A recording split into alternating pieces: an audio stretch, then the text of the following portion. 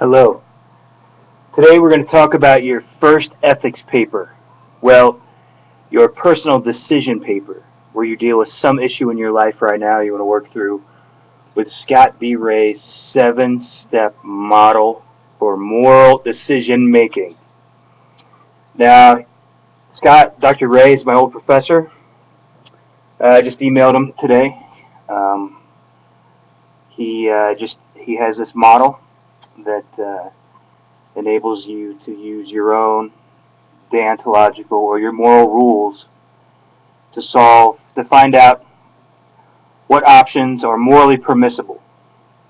What of 10 options in your situation are permissible morally? Then you try to narrow them down, see which is the most moral according to your rules, and then if you have a tie, then you use utilitarian or consequentialist principles to break that tie, and then step 7 you get your decision. All right. I've been using this for 15 years, since I had his class in 1997 out in California, and using it with my students, and students love this model. It works with any religion, any worldview, and so that's why it's very handy. Plus, one of the problems in moral decision making is that most people are not creative enough, and people are not analytic enough. People just react instead of actually thinking through something. And oftentimes you don't have the kind of time to write a paper like this. But as Aristotle said, a man of practical wisdom is somebody who learns these principles and learns how to apply them over and over again in different situations. And yes, so most of us who are older are hopefully wiser because of this. All right, I want to talk about the 7 steps. But first, let me talk about finding a topic for your paper. I've had students write on everything, from crazy stuff like, I'm having an affair right now with my husband. Should I tell my husband before Christmas or after Christmas? Or, a lot of people are committing adultery, and should I keep this secret because I'm done, or should I end my marriage, or that type of thing. But it doesn't have to be that dramatic. It can just be some kind of issue in your life you want to improve on. All of us have amazing lives. Nobody's life is dull and boring. Okay? I think life is just exciting. Even if you're in the same routine, you just probably don't realize how exciting your life is. All of us have relationships. All of us can become better friends, parents, daughters, sons, husbands, wives, boyfriends, girlfriends, students, neighbors, anything. Okay? So when you're trying to think about some issue to peruse for your topic, think about your relationships at work, and maybe something in your marriage you're not sure what to do, in a certain situation or with regard to something. I've got a lot of students who write on, wow, I've got an elderly grandparent or I've got a parent. Should I put them in the nursing home or should I bring them into my home? A lot of students write on, wow, should I give up my job, be a full-time parent, or how do I juggle home, marriage, work, and whatever. Some of you students have decisions, right, wow, where do I move after I graduate? Do I stay near my boyfriend, or do I pursue this career opportunity? Some of you have the decision of dropping out of school and either helping out at home for a time being or whatever, or switching jobs if you have a problem situation at work. Nobody's work life is perfect. Nobody's family life is perfect. All of us have things to work on. And so you want to pick some topic where, wow, I just don't know what I'm supposed to do in this situation. I could do this, or this. I just don't know. I want to think about it and work through it in this paper. So I've used this model just to write out situations that are tough and I'm not sure about. In my last relationship, I wrote 2 papers with regards to my girlfriend to try to figure out what to do in a situation. And sometimes it just helps you just sit there and just map it all out. All right, let's talk about the different steps. Step 1 is gather the facts. This is where you want to lump all the facts that are relevant for making a decision about the case. One mistake students make is that a lot of facts come out in steps 3, 4, 5, 6 that they should have mentioned in step 1. So this is why it's very important to read your paper out loud to a trusted friend, or if it's not too personal, to a classmate, because you want to hear what they have to say. Like, continually when I'm reading papers, I'm like, wait a minute, this should have been in step 1. We didn't have enough information to evaluate this situation. So you want to get all your facts out. If I'm doing a situation, let's say a situation I had a few years ago. I had a roommate and he wasn't paying me rent. He kept on promising. So I would tell you all about my financial situation, how much rent is, my relationship with my friend / roommate, and this type of thing. Step 2 is where you want to analyze the ethical tensions.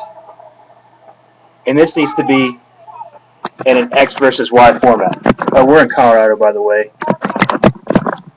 my sister's house. X versus Y format. So if I'm doing a decision, let's say my dad told me a secret and it affects my sister. Or maybe you have a tension between loyalty. So it could be loyalty to my sister and then loyalty to my father, where in a particular situation where, oh, wow, you know what? That type of thing. Or if my sister asks, do I look good in this dress? Maybe what's in tension is I want to be respectful of my sister and make her feel good, and that's in tension with my character trait I think we all should have is honesty. So honesty might be in tension with convenience sometimes. Okay. So you want to analyze. I've got a list of different examples, but you want to find at least one, but preferably 2 or 3 different moral tensions in step 2, X versus Y. So explain those, and then you'll mention those at first, then you'll go through and explain each of them. Okay. Step 3 is where you analyze your ethical principles. So you want to list, it could be 3 to 10 ethical principles that pertain and have a bearing on this case. So, be honest. Do not lie. It could be positive or negative. It could be a good son. Be a good brother. So those are going to be ethical, those rules that might come in conflict in a situation about my father and sister, let's say. So you want to tell us how many ethical rules apply, list them, and then go through and explain them. And where do you get them is an interesting question. Where do you get these moral principles? You get them from TV, your parents, Holy Scriptures, the Quran, the Book of Mormon, the Bible, the Guru Granth, if you're sick, whatever. Sikh or sick. Alright, step 4 is the alternatives. This is where I want you to be very creative. Because, like I said before, a lot of ethical decisions, people just are not creative enough. People critique Jimmy Carter. I was in Moscow a few years ago, and I went to the Olympic Stadium where the 1980 Olympics were supposed to be held. But Jimmy Carter, we boycotted the Russian Olympics. When somebody's like, you know what, we should have still gone, but, wore black armbands the whole time or something like that. Anyway, so moral decision-making, often we're not creative enough. This applies to foreign policy decision-making, everything. So you want to list your alternatives and say, hey, I've got 7 alternatives, and then briefly mention them, and then go through and explain each of them in detail. Save discussing of the consequences. Just explain the alternatives. Okay? And be as creative as possible with at least a couple. Think about some bizarre possibilities. Like,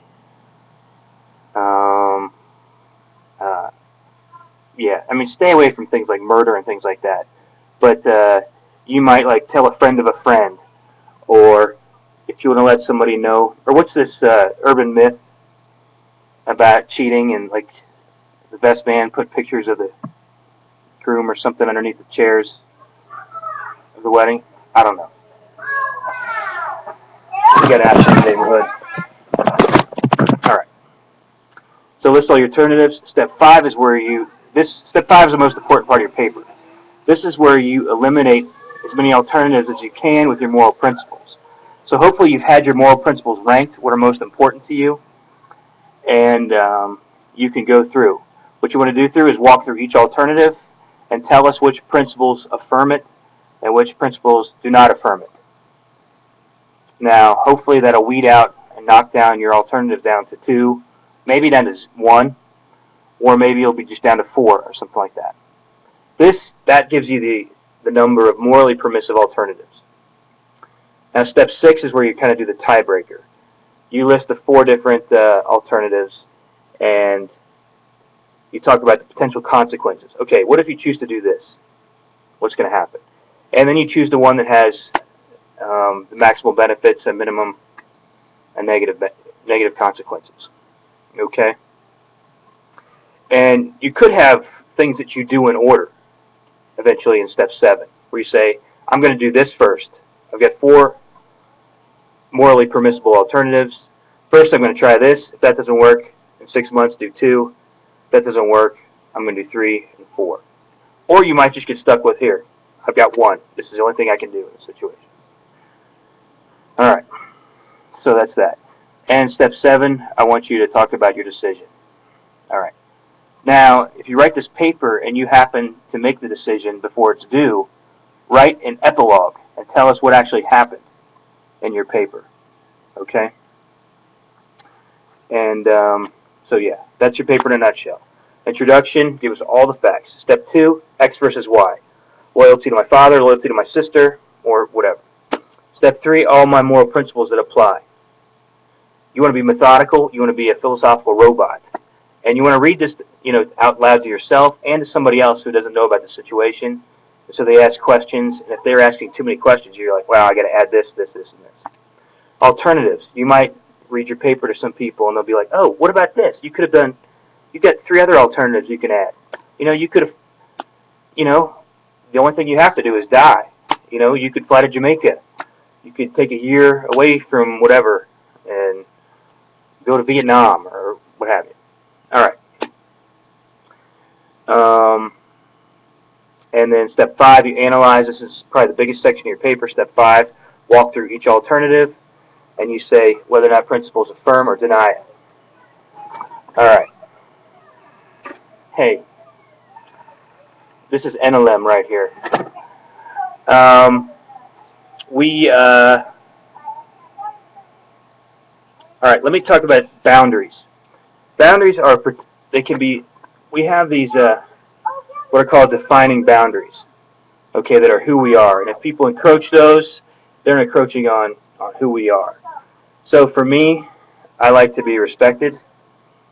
And if I'm in a dating relationship, let's say, for me as a Christian theist, it's important for me to be active and serve in my church.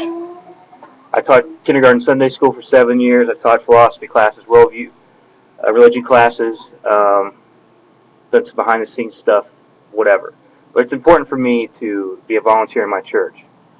Now, for me to date somebody who would encroach that and tell me not to go to church, that's stupid, I need to cut that relationship off then, because that's me, that's who I am, and this person's invading something that's essential to me in my life. All right. But all of us every single one of us out there, you, me, we overstep our boundaries with people. We use people too much, maybe. And they overstep and put things on us that don't belong. Okay? Like, say I... Yes, I ruined it. You didn't ruin it. You made it awesome. All right. I ruined it! All right, what are we talking about? Boundaries. Just Google Henry Cloud and John Townsend. They've written some great books. There's generic boundaries where parents, if they try to make you feel guilty, or if people put blame on you, and it's really their fault, that's overstepping a boundary.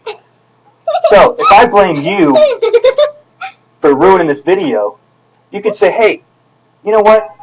You didn't tell me beforehand that I should not be in this video, okay? Or, Tougher, you should have gone downstairs and did the video where I couldn't have interrupted, okay? So if I went crazy on her right now, MLM, why did you do this? Why did you ruin my video? What would you say? Say, you didn't tell me, Tougher. Because you didn't tell me, Tougher, because I thought you were downstairs. Or you could say, why didn't you just go downstairs and lock the door and do it? Why didn't you just go downstairs and lock the door? Okay, what she did is establish herself as a person and define these boundaries. She's like, Tougher, wrong, you have no right to do that. Good job. Alright. So you get that? Like, I made mistakes and made people feel guilty all the time. We blame each other for things we shouldn't be blamed, that type of thing. So having good boundaries is taking good ownership. Is taking ownership of stuff. Alright, look up Cloud of Towns and Google it. We're out of here. Yes. Today is June the 13th. What year? 2013. 2013. We're live from Denver, Colorado. There was a fire yesterday. It's raining. No, it's not. It is. There was a fire yesterday in Colorado Springs. Worst ever. 360 homes destroyed. We'll see you guys. Email me your topics. I'll help you think through them. Bye.